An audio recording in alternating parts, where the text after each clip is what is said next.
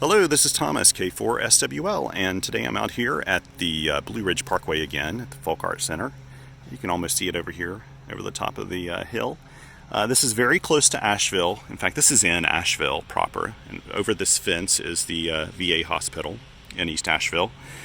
And you're going to hear some lawnmowers today. The guys are out doing some lawn mowing. Fortunately, they've already taken care of this part. I've been here now for maybe 25 minutes, kind of waiting on them to finish up, but they're still going. I guess I don't know what they're doing, but they're spending a lot of time there, which is fine because they're keeping our parks beautiful and they're doing their job.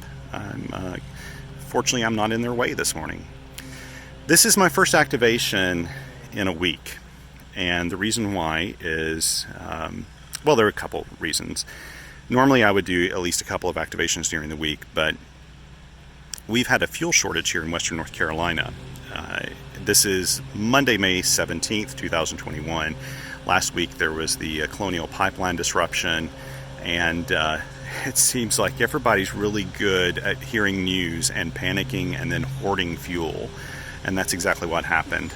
I have not purchased fuel for either of my vehicles. I've got my truck, which runs on diesel, and in fact it's full of diesel, and my car had 3/4 of a tank of gas in it, and I haven't even been out to a pump to look for fuel since this happened.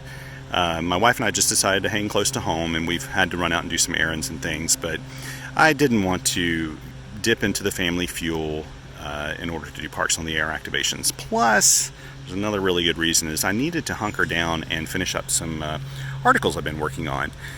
One of them is a two-part series that's going to be in the Spectrum Monitor magazine starting June 1st, so this upcoming month, on the anatomy of a field radio kit. And it's going to be a two-parter, and I really geek out on this because this is one of my favorite topics. I really geek out on it. And Ken Reitz at the Spectrum Monitor is awesome because this is a two-parter. It could have easily been a 3 or 4-parter, but two parts are kind of nice for a magazine, and these are both very long articles, even in both parts. And he can accommodate that because the Spectrum Monitor is an electronic publication. Print publications can't do that so much. Really, you need to stick with word limits so they can do layout and copy and everything properly. But with Spectrum Monitor, he can be flexible, and I love that. I'm also writing a review of the TX500, the Lab 599 Discovery TX500 for RADCOM, the Radio Society of Great Britain. Doing that, it'll show up sometime, probably early fall or something in print. And I've got another article I'm working on.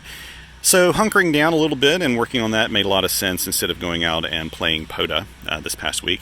However, today I had an errand to run. I took my truck out and I thought I'm going to throw some radios in it because there's a new to me radio that I'm eager to test out. I tell you what, they are going to mow right next to me now. It's okay though. So my setup today is going to be the radio I'm going to tell you about here in just a second.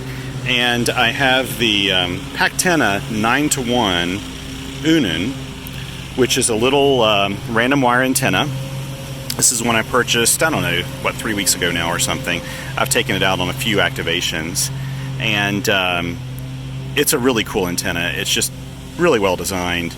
And I brought it specifically because I wanted an antenna that would utilize an antenna tuner, because the transceiver I brought out with me today has an internal antenna tuner, and I wanted to give it a go on this antenna. Plus, the Pactena is short. It doesn't have a very long radiator, which means it's very quick and easy to deploy in a public space like this, here at the Blue Ridge Parkway Folk Art Center, for example. Normally it would be busier than this, but I think the fuel shortage has actually kept people away, and plus we're past the weekend now. This morning I looked at the fuel map for Asheville, and there wasn't a single filling station in the entirety of the Asheville area that had fuel. But a lot of that's because we live in a touristy area, and we had a surge of tourists come in this weekend, and they sucked up all the fuel and then left. So hopefully things will recover this week. I've actually got to go to the Piedmont in North Carolina today, and I'll be taking my car down there, and I don't think it's as bad down there. But anyway, there are not a lot of people here because of that, and that's not too bad. But these antennas deploy, they're quick, they're easy. The radiator is not very long, like some of my other random wire antennas that may have a 70, 75 foot radiator line. This one does not. And so I've got it basically set up as a vertical, and you can see it go up into the tree. You can't even really see it, it just disappears. It's very stealthy. And my arborist throw lines here. And I should mention now that basically any equipment or anything I mention here, I will have links to it on qrpeer.com. With every field activation I do, I try to make a field report on qrpeer.com, and it'll have everything in there about this antenna, the arborist throw line, any other equipment I have. I try to link to it. If I forget something, I often will pull out something and forget that I haven't mentioned it in the links. Just let me know and I'll add it. But always look in the description below for the link to the field report, which has more details about this. But anyway, the arborist throw line, you can see that. You can't see the pectina at all. It just kind of disappears. And so what I tend to do is, if I deploy an antenna like this in a public area and there are people walking around, or in this case, there's people mowing and stuff, I will actually use some pink, kind of bright colored high-vis painter's tape, or actually it's really like a surveyor's tape, and I'll attach it to the line so people can see where it is, because I would rather someone not run into the line, which they could do very easily, or walk along here and trip over this RG316, which also kind of disappears into the ground. So you want to make those things visible. I'm not too worried about it today. There's just like nobody out here at all. But if it was busy and there were kids running around and stuff, you better believe I would tape it up so people could see it really nicely. And yeah, so that's the setup today. And here is, let's try to set up over here and I'll show you what I've done. I've basically have only used my, I've set up my Microsoft Surface Go for logging. And I've got my logging pad here kind of set up to go. I'll see if I can get this to work out with the camera. Hopefully. Let's see if I can get this in here. Sorry about this. If you've watched my videos before, you know that these are real-time, real-life, no-edit videos, so they kind of are what they are. And I can't wait for these guys to go now. But the radio I have today is the X5105. Now, I have gotten a lot of questions and a lot of inquiries about this particular radio. Viewers have asked about it because they're interested in it, and I've had people ask me to review it because they own it and they think it's a worthy field radio, of course. It's designed to be field deployable. It is a shack-in-the-box. Basically, this is a 160 to 6 meter general coverage QRP transceiver with a maximum output of 5 watts. It has an internal battery. Now, this is not a field serviceable internal battery. This is one that they ask you to return it to, I guess, the retailer or manufacturer to have a new battery put in if you ever need one. But it's a lithium-ion battery, I believe. But I'm sure that you could, I know that if I owned this, I would probably pull it apart myself and see about replacing the battery. I'm not going to open it to show it to you, though, because this is still sealed, and this particular radio is very kindly on loan to me from Radio Oddity. They're a supporter, a sponsor at the SW Welling Post, and I've been doing some other evaluations of Xiegu equipment. And so I just kind of reached out and said, hey, would you guys send me one of these to kind of check out? And they said, sure. So I've got this for 4 or 6 weeks or something, and I plan to take it out to the field during that time and also do some comparison videos after I get to know it a little bit better. Besides having an internal battery, this also has an internal antenna tuner. And if it's anything like the Xiegu G90, it should be a pretty good antenna tuner, which is why I have the random wire antenna today. I really can't offer up any kind of review right now, but I will tell you some of my initial thoughts. This was smaller than I expected it to be. This fits in your hand very nicely. It's a little heavier than the Elecraft KX2, and the Elecraft KX2 is probably the most comparable radio to this. I think this X5105 came out about a year later than the Elecraft KX2. KX2 is slightly smaller, slightly lighter, but this costs $550. The KX2, if you have the internal antenna tuner option and the internal battery, is probably pushing $1,200 to $1,300. I don't know what the exact prices are right now. So this is like literally half price of the KX2. Now, the X5105 is a pretty mature product at this point. It's been on the market long enough. I know it has a really, really active user base. Initial impressions, though, while I'm thinking about it, I like it. It's incredibly rugged feeling. I mean, this chassis is solid as can be. It's a very solid radio. It's not a super refined radio. In fact, if you rub your hand along here, along this heat sink, it's kind of sharp on the edges. These edges are sharp. I think if this were like a Yaesu or a Kenwood or an ICOM, these would be smoother. I can feel it pick just a little bit as I go across there. Very, very minor thing, though. There's no way you'd hurt yourself on it or anything like that. It's just not as kind of refined as you would get in, say, one of the big three or with an Elecraft radio or something. But it has a button kind of for, a lot of functions. It has a top-facing speaker. I think it has a built-in microphone here. I'm guessing that's it right there. This is the encoder. The encoder's flat. I think the idea behind it is it's, not sticking out so that, it'll get hurt. This particular model, I don't know if all of them have this. This one has a protective display sort of lens or something. And I think that's really nice. I would want that. I've noticed that some models don't have this. This is something I would want. I've used it this past weekend. In fact, I charged the internal battery. I've kept it on the power supply the whole weekend. Fortunately, my ICOM IC705 power cord, which is over here, I brought an external battery just in case this battery failed on me today. But the power cord for the 705 fits this, which is nice because I don't have to take the one that's in the box here and add Anderson power pole connectors to it since I'm not keeping it. So it's been plugged up the whole time. I have done some Parks on the Air hunting from home as I've been working on my articles and things. And so basically my introduction is, this has only been, I've had very limited use of the X5105. This is my first time in the field, first time operating it on battery, and I just don't have a lot of comments. I've only used it on CW so far as well. Now, I will say this. I'm not impressed with the owner's manual. In fact, I'm not even sure if the owner's manual has been updated for the latest firmware version. This morning, I thought I'd go in and learn how to do CW memory keying, which I know it has, but I could not figure it out from the owner's manual. I couldn't figure it out by just using the buttons either. Most radios, every transceiver I own, I can learn how to set up the memory keying without a manual. This one I needed the manual, and in fact I opened the manual. There was a line item in the table of contents for doing it. I open up that page, and the very first thing it says is it references me to another part of the owner's manual.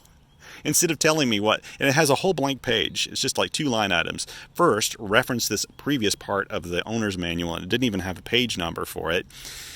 And I looked it up, and I think it's outdated information because I think the latest firmware changed the menu structure of these. And so I was able to find where to put in the memory message, but I can't figure out how to key it if I did that correctly. So I went on YouTube, and I should say I have not looked at a single review of this radio. I have purposefully not looked at it because I hadn't checked it out before I decided to take a look at it. And when I do reviews, I like to do them on my own. I don't want to read someone else's review and have that have any influence on me at all. I like to kind of do it on my own and see what I discover. I find if I do that, sometimes I discover things that maybe other people haven't discovered. Or I can, after I've written my review, I can kind of go back and say, yeah, this looks like it's a common issue, or a common complaint, or a common praise, for this radio. So I will not be using CW memory keying today. I did look up YouTube videos about how to do it, and those were from the early days of the X5105.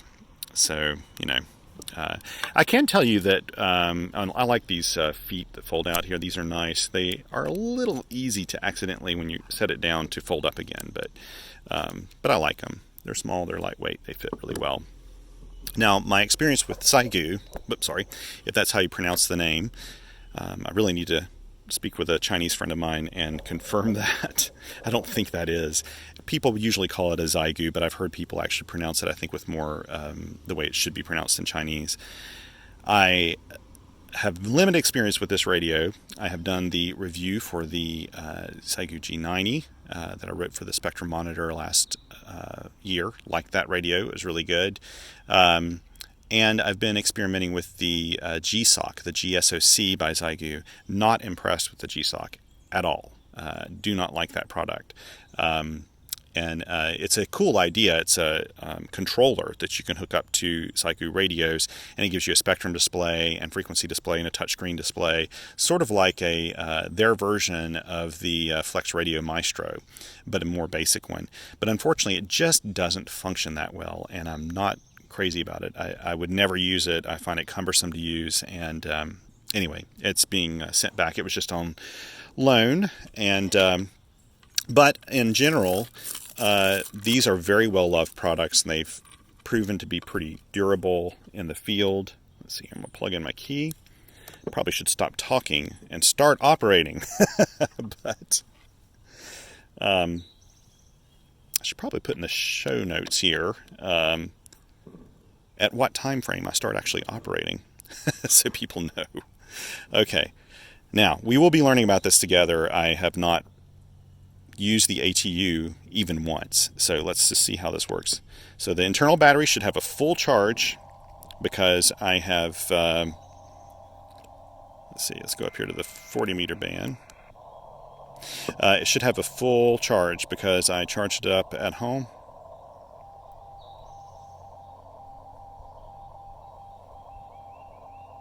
There's a POTA operator. Okay. Let me move off frequency here a little bit. I'll wait just a little bit, then I'll hit the ATU button, and hopefully, if this is like the G90, that should actually tune this.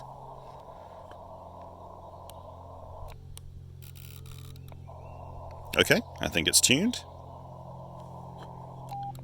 Yeah, I'm getting a 1-to-1 SWR rating. That's great. Now, the total output power of this is 5 watts, and if you've been watching my videos, you know that I only do activations at 5 watts, especially this year. It's kind of my challenge is to stick with 5 watts or less to validate an activation, so that's what I'll be doing here.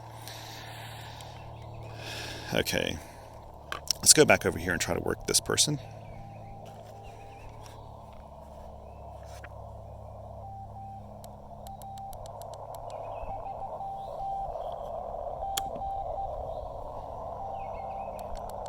I like the speaker. It starts to splatter a bit at loud volume.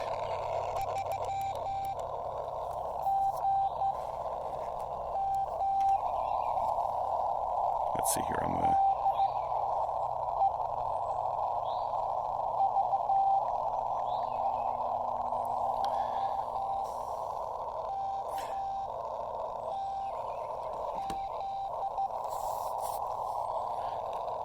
Sounds like a new CW operator working there. That's good to hear.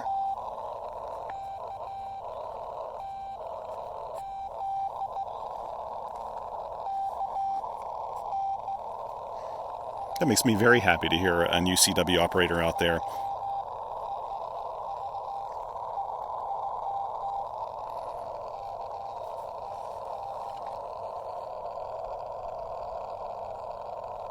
Ooh, there's a little bit of fading. Now there is a DSP filter.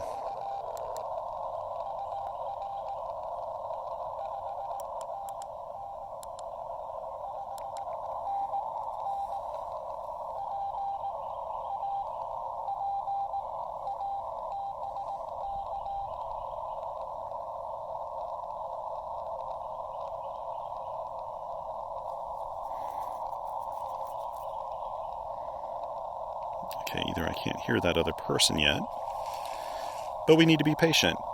When you're new to CW, it's really intimidating to jump out there, but I can tell you that CW operators I love working with new CW operators because we want you to be out there playing CW and learning it.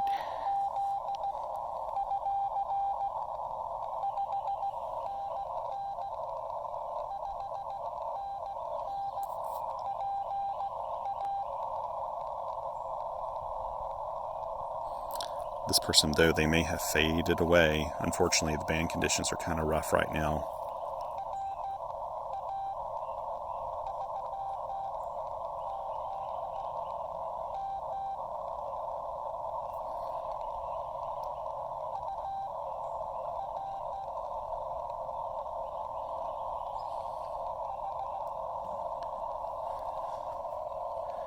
Okay, I'm looking up the spots right now. I think this is WA3GM operating.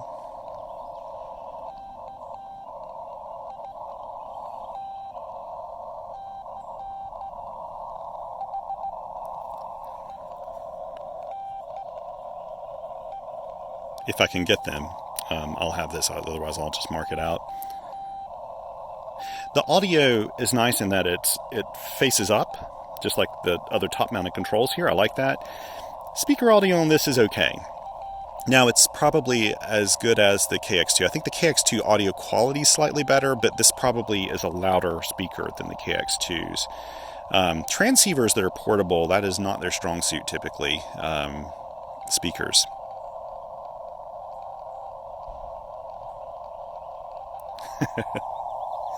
Let's see here, sorry. I don't want to start calling CW or CQ because when I do that, then that'll get me busy doing that. I'd rather try to work some parks up front.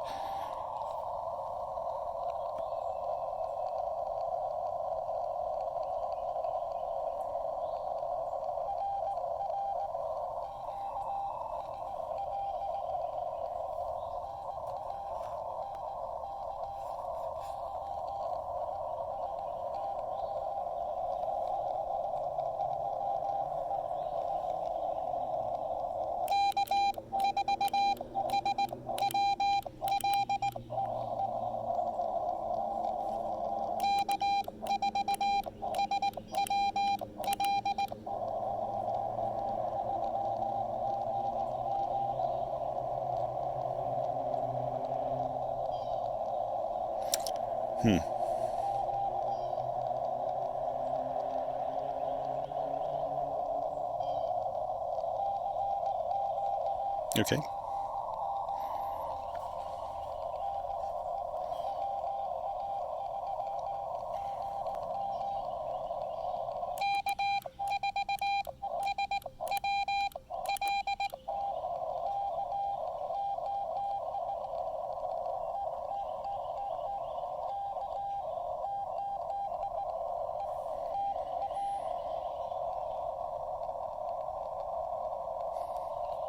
ETA, I like that suffix.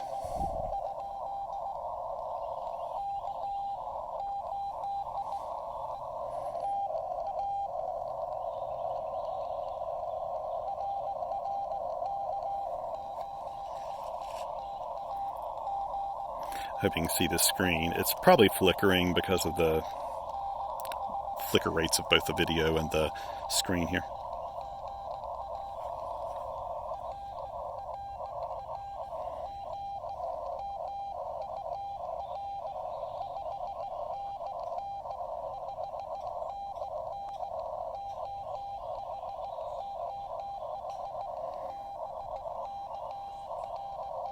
Now, since I'm working him park to park, I'll send him P2P in the conversation.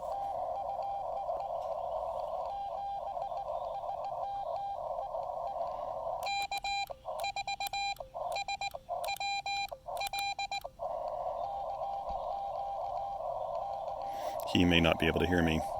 He or she.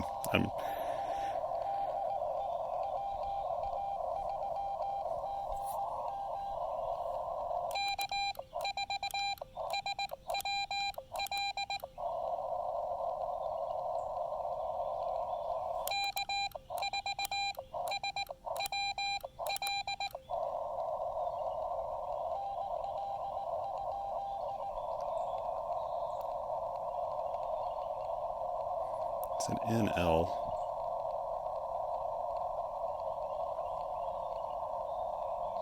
I wonder if that was supposed to be W.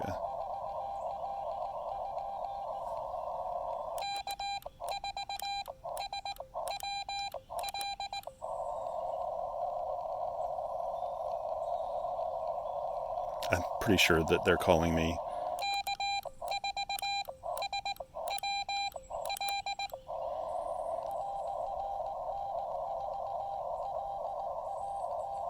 Nope, that's not me. Whoops.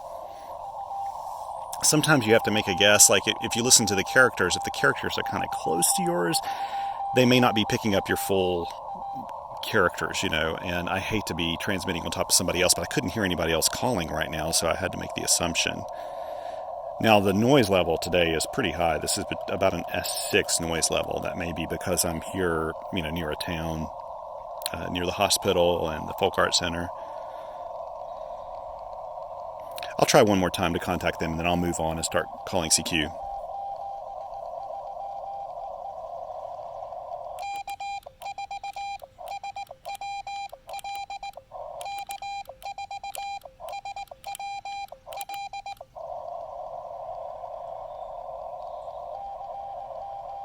They can't hear me. Okay, we'll just move on.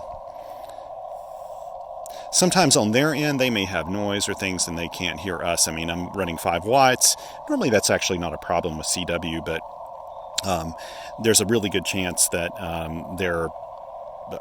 they've got noise on their end, sort of like I do, and they just can't hear signals that are below their noise level.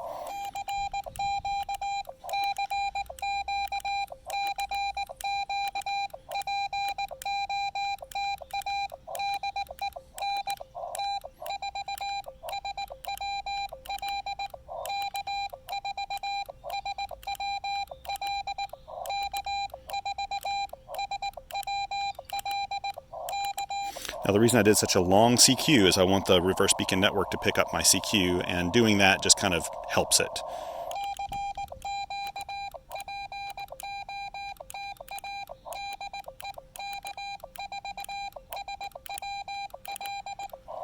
This is sending a little fast. I don't even know if I've changed the...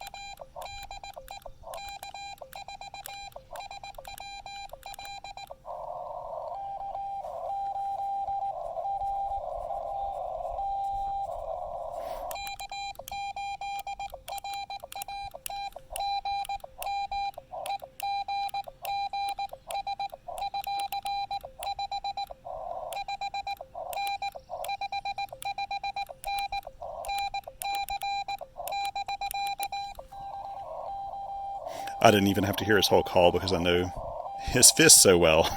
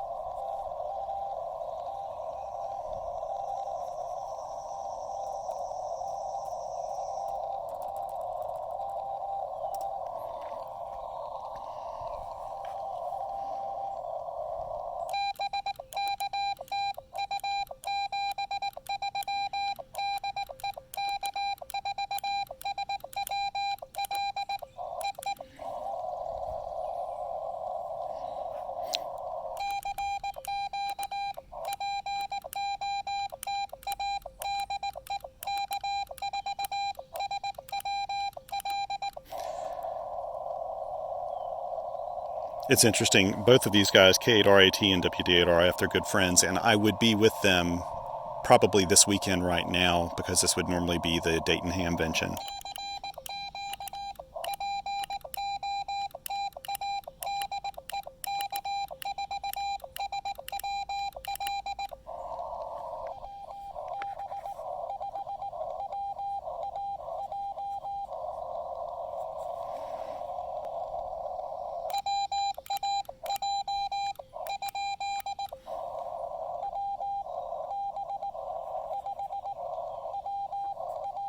Got him.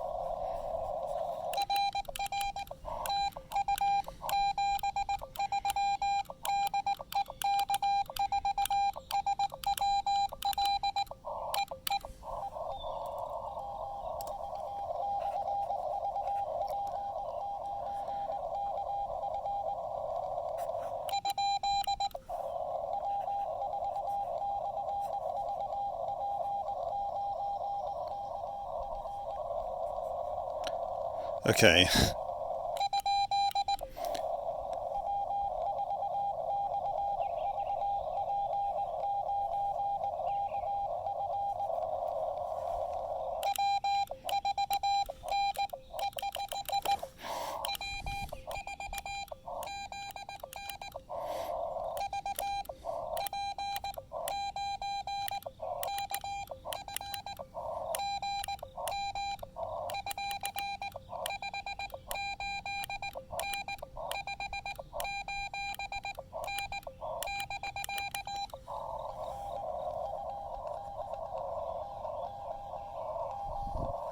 Yay.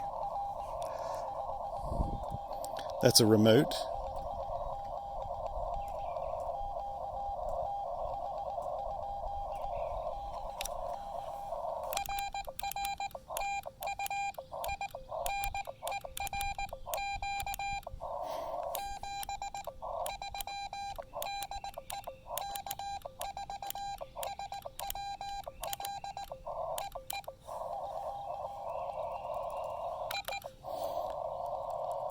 That's nice. So this was a remote station, VP9KF, was working through W4.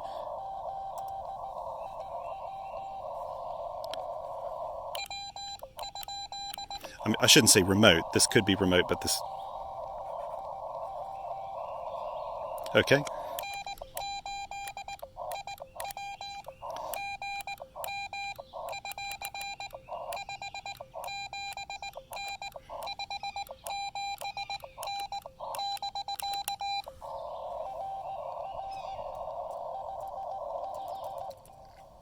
But they could be operating, VP9KF could be operating in W4 land.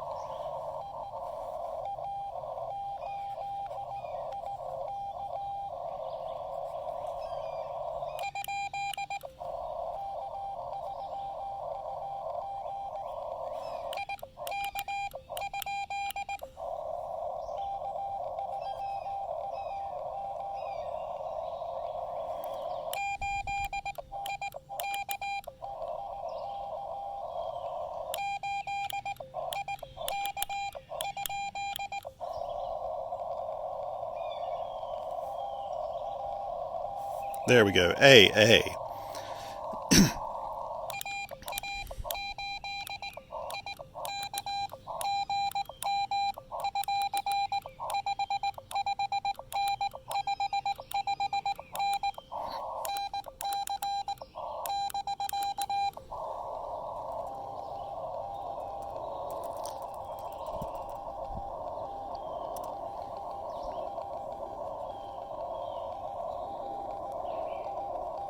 Illinois, nice.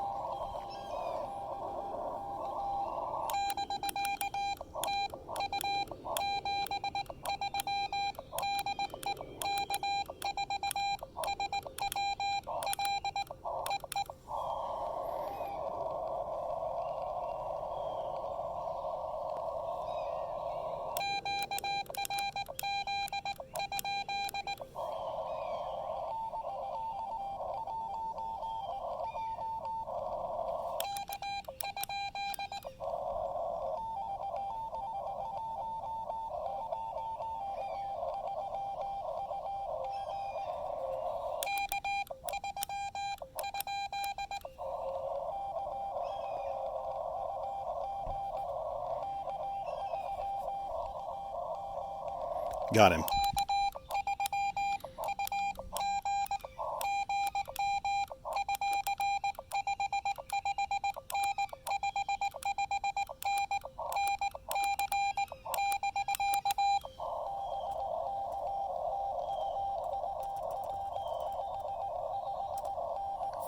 And I've got my 10 now.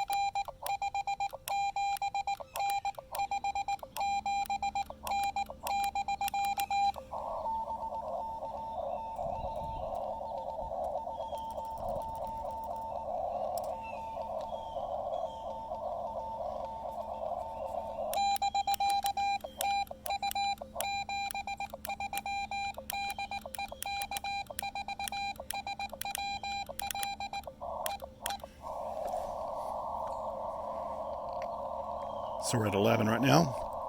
Excuse me.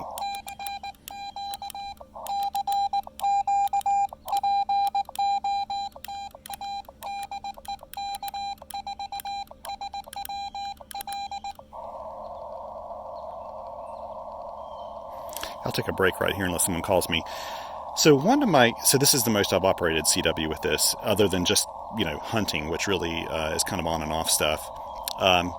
I have said this before, operating a new radio CW when you're using the CW memory keyer, not CW memory keyer, CW electronic keyer, so just the keyer that's built into it for paddles, it's a little bit like a manual transmission or a straight drive car. Like, I drive a straight drive truck, the one that's back there, my Dodge Ram 2500 from 1997.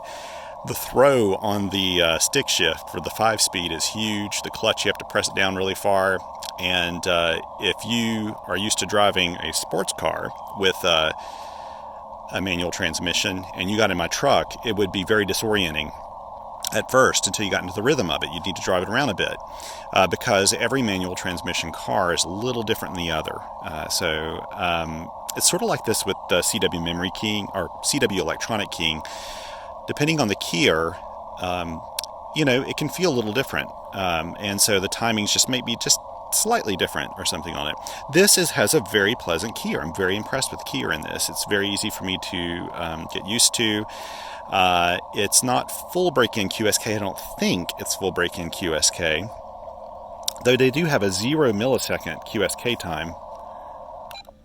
And it is really fast. Maybe it is full break-in QSK. And it sounds pretty good. It has a relay that's clicking, and I'm also hearing something in the audio, and I don't know if I can pull this off and if you can hear this. I'm hearing like a thunk, thunk at the end of it, but I noticed this at home when I was doing hunting, and I think it is related to the audio. It's just a little thing in the audio. I don't hear it when I don't hear it at lower volumes, so it may have something to do with the audio. Let's move up the band just for kicks. Let's go up to 30 meters. Ooh, it's noisy up here. Again, still, we've got some noise here locally. I don't think this is just, the radio. I think this is just some local noise. Let me write 30 meters here, and we'll give this a go a little bit, and then I'll probably call it quits, mainly because I need to move on. I've got other things to do today. I'm not hearing anyone, so let's press the ATU button. And bam! I've got a 1-to-1 match, I'm pretty sure. Yep, 1-to-1 match. Nice. Okay, so let me set up my logs for 30 meters so I don't forget it. Here we go. Okay, 30 meters.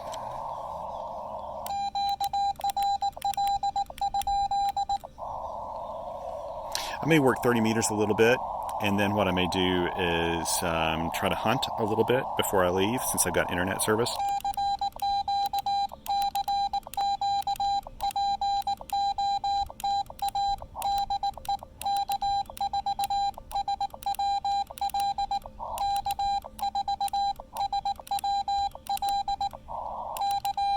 I have not changed the speed on this. This is the speed that it came with, because it's the default speed. I'm guessing this is 20 words a minute, slightly fast for me, but I can do it. And what I'll do is if I hear someone coming back to me and they're slow, then I just try to slow down my spacing in between, because I don't know how to change the speed on this yet. Actually, let me see. This may be one of those menu items that you go through and contrast, beep volume, CW tone volume, key beep. I hate trying to figure this stuff out when I'm on a video, but yeah, it's not in this. So anyway, I'm sure it's easily accessible, but I just don't know where it is.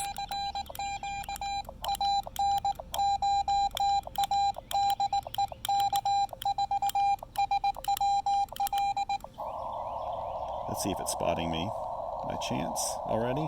Probably not.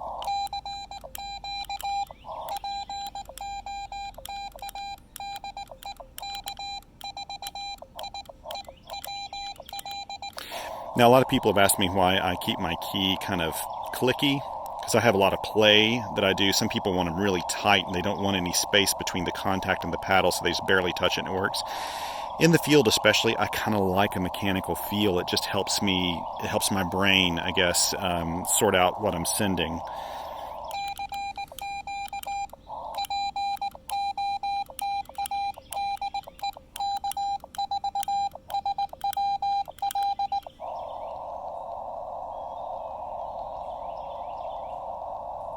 I'm going to do a long CW call because I don't think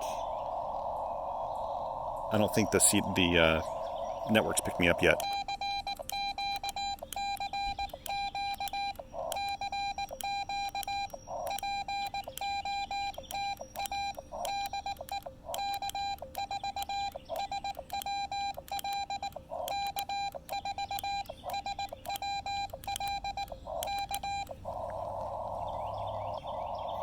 See if it gets me now. If not, I can always spot myself since I have internet access here. This is kind of a luxury. I don't always have this.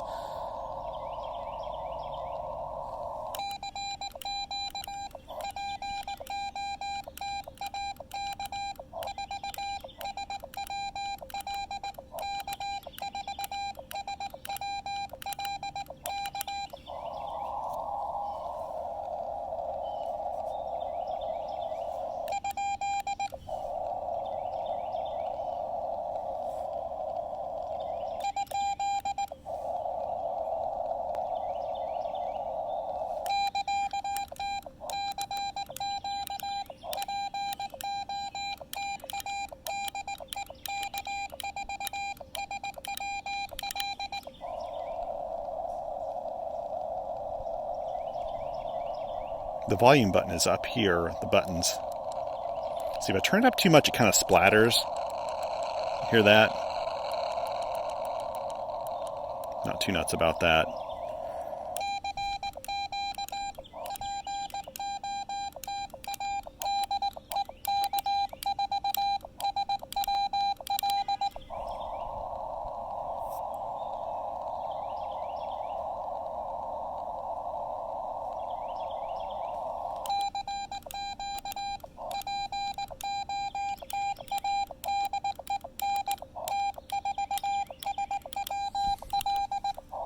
So I just checked the spots, and it has spotted me.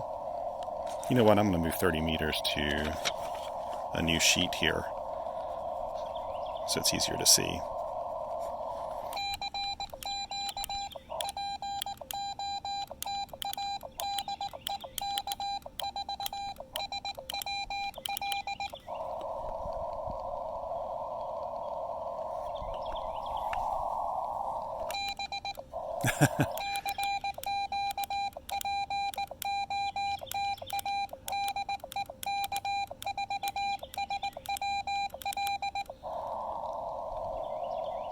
So another thing I'm doing too is I'm not trying to use iambic keying. When I'm using a new transceiver, I actually want to form every character as opposed to, because I think I do. See, I screw up when I do that.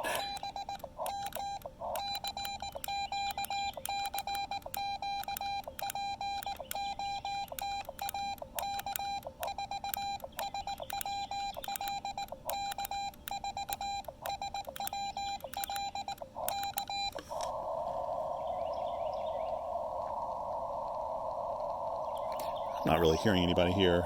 You know what? To save time, I'm going to try to hunt. So if I look here on this page, let's see if we can find some people that I may be able to hunt. There's someone actually, let's see, so WA3GM is still on 40 meters. So let's go down there. Whoops.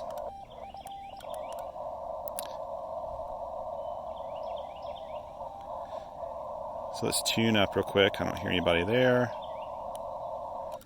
It'll be quick, I bet, because it's already done that. Yep. Let's see if we can work. I should have a decent path into Pennsylvania on 40 meters because I've already worked some people in Pennsylvania.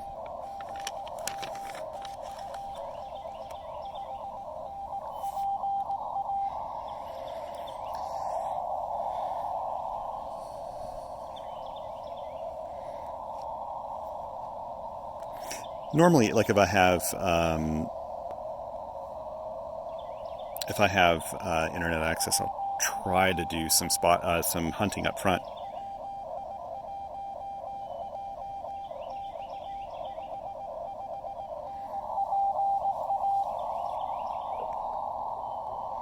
Someone's asked me to show the workflow of how I get ready for a POTA activation, and I need to try that sometime.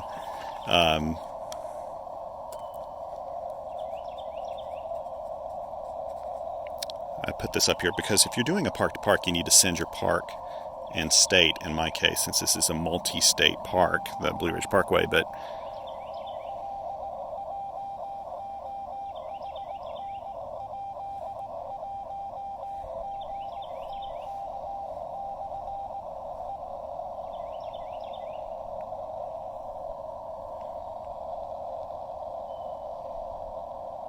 let's see if I can get...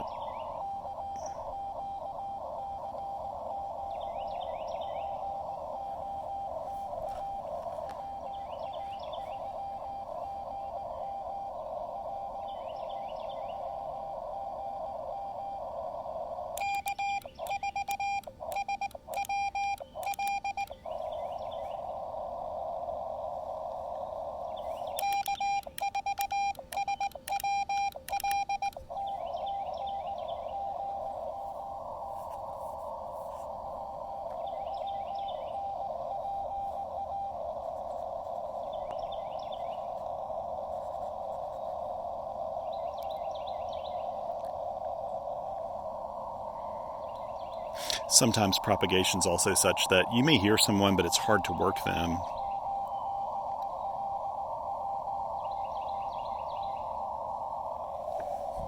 I'll try one more call.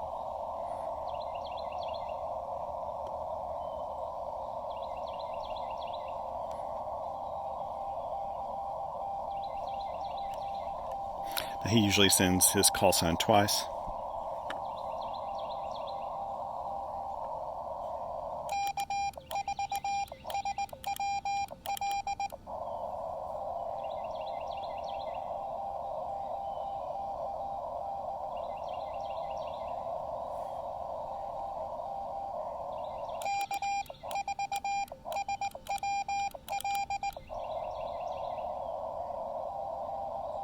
No, he just can't hear me. Okay, let's move up to somebody else. Let's see, I've got 14046 in Texas. We can try that.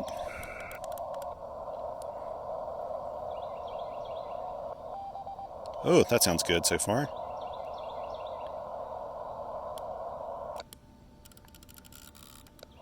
There we go. Got a good match, it looks like. That was quick. It's a nice ATU.